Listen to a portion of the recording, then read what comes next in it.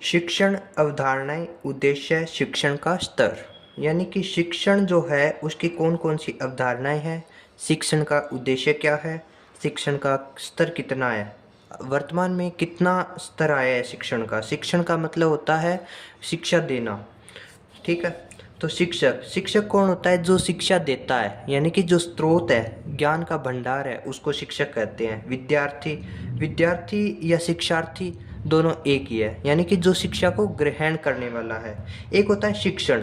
शिक्षण होता है वो प्रक्रिया या फिर वो प्रोसेस जिसके द्वारा ज्ञान दिया जाता है, किसके? स्रोत से और शिक्षार्थी को। फिर आता है पाठ्यक्रम।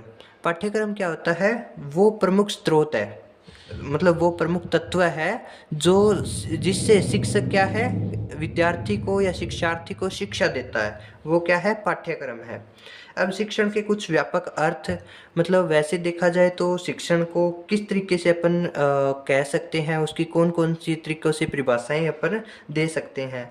तो शिक्षार्थी को क्रियाशील रहने का अवसर, यानी कि शिक्षार्थी या फिर विद्यार्थी है उसको एक्टिव कैसे रहना है, यानी कि उसको किस तरीके से क्रियाशील रहना है अपने कार्य के ऊपर।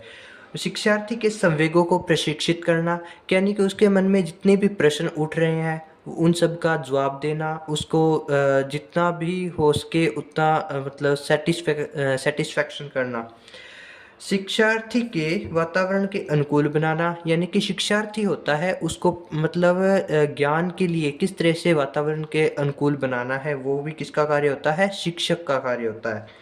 उत्प्रेरण प्राप्त करना, यानी कि मतलब शिक्षा के प्रति उत्तेजना, उसको क्या बोलते हैं? उत्प्रेरण प्राप्त करना। संबंध स्थापित करना, अब एक शिक्षक और विद्यार्थी के बीच में जो संबंध होता है, या फिर शिक्षा और विद्यार्थी के बीच में जो संबंध होता है उसको भी स्थापित करना भी क्या है? शिक्षण है। ये सारे मतलब शिक्षण की क्या है? अलग अलग व्यापक रूप से अर्थ बोल सकते हैं, परिभाषाएं बोल सकते हैं। अब शिक्षण के सिद्धांत, आज तक कौन कौन से सिद्धांत दिए गए हैं शिक्षण को लेकर के? तो क्रिया द्वारा सीखना, यानी कि काम करके कुछ सीखेंगे। क्रिया मतलब कार्य, तो अलग अलग कार्य करेंगे तो उसके द्वारा से भी शिक्षा मिलती है हमें। क्योंकि शिक्षा क्या है कि जन्म से लेकर मृत्यु के बीच में जिस जो भी मिलता है उससे हमें कोई ना कोई ज्ञान प्राप्त होता है, तो वो क्या है? शिक्षा है। तो इसी तरह से जो भी कार्य करेगा उससे कोई शिक्षा प्राप्त होती है। किसी कार्य में रुचि है किसी विद्यार्थी की, तो उसके ऊपर उसका भी मतलब शिक्षा ग्रहण करना। उद्देश्य है, उसको ये पता होना चाहिए विद्यार्थी को कि उसका उद्देश्य क्या है, वो शिक्षा क्यों ले रहा है, पढ़े जा रहा है पढ़े जा रहा है, उसका कोई मतलब ही नहीं है तो कोई फायदा नहीं है, इसलिए एक उद्देश्य लेकर चलता है जिससे क्या है? पढ़ाई हो पाए।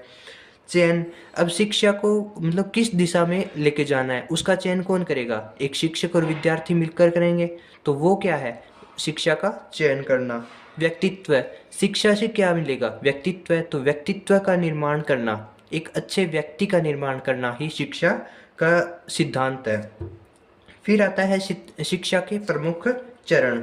अब चरण कौन कौन से हैं, मतलब शिक्षा है वो एक शिक्षक के द्वारा किन किन चरणों में दी जाती है। तो सर्वप्रथम आता है योजना। अब एक शिक्षक है वो विद्यार्थी को शिक्षा देने के लिए सबसे पहले योजना बनाएगा, यानी उनके लिए पाठ्यक्रम तैयार करेगा और फिर उनके सामने दिखाएगा। विद्यार्थियों के विषय संबंधी पूर्व ज्ञान, अब कोई भी टॉपिक पढ़ाते हैं तो उससे पहले विद्यार्थी के पास उस टॉपिक से रिलेटेड कितना ज्ञान है वो पहले पता करना शिक्षक का कार्य होता है, उसके बाद ही उसको आगे बढ़ाया जा सकता है। अध्ययन सामग्री, अब एक अध्यापक होता है या फिर एक शिक्षक होता है, उसको अध्ययन सामग्री को एकत्रित करना पड़ता है। अध्ययन सामग्री कक्षा में प्रस्तुत भी करनी होती है। उसके बाद उसको क्या है कि विश्लेषण करना, यानी उनको अच्छे से समझाना कि अध्ययन सामग्री तो आपने दे दी लेकिन उस टॉपिक को फिर कैसे समझाओगे, तो एक्सप्लेन करना विश्लेषण है। अब उनको कितना समझ में आया उसका मूल्यांकन करना। मूल्यांकन होने के बाद आपको कुछ मतलब बच्चों को नहीं आ रहा है या फिर विद्यार्थी को कुछ चीज़ें समझ में नहीं आई है तो उनकी पुनरावृत्ति करना। ये सारे क्या है? शिक्षा के प्रमुख चरण है या फिर प्रोसेस है, मतलब कि पढ़ाने की क्या है? एक पूरी प्रोसेस है।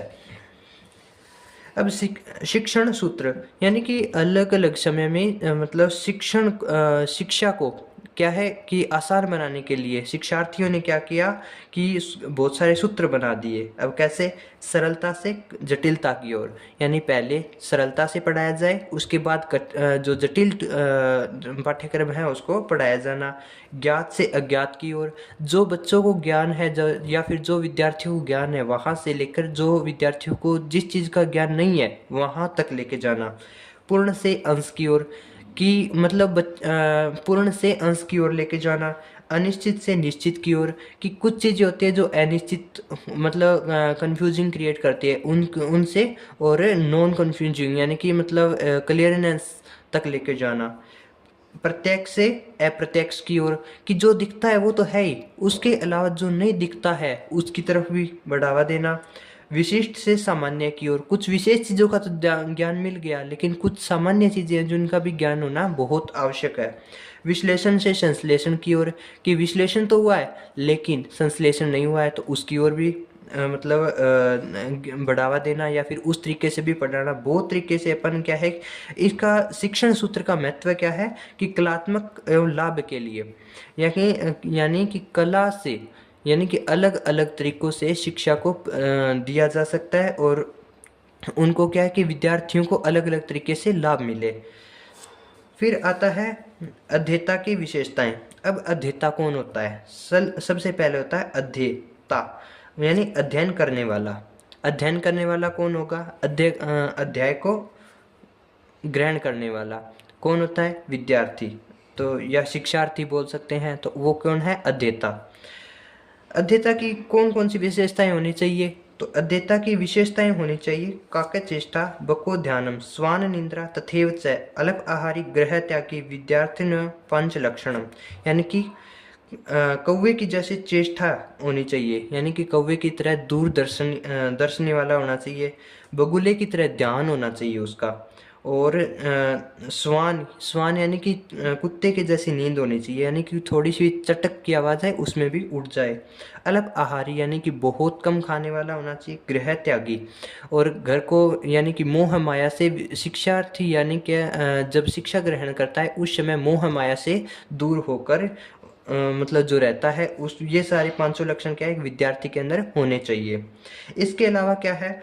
अभिवादनशील से नित्यम वृद्धो सेविंग चवारी तस्य वर्धने आयुर्विद्या यशोबलम, यानी कि जो विद्यार्थी अपने से बड़े बुजुर्ग की सेवा करता है, उनको प्रणाम करता है, उनके अंदर क्या बोला गया है कि 4 लक्षण आते हैं। कौन कौन से? आयु, विद्या, यश और बल। ये क्या होते हैं? चारों लक्षण उसके अंदर आते हैं।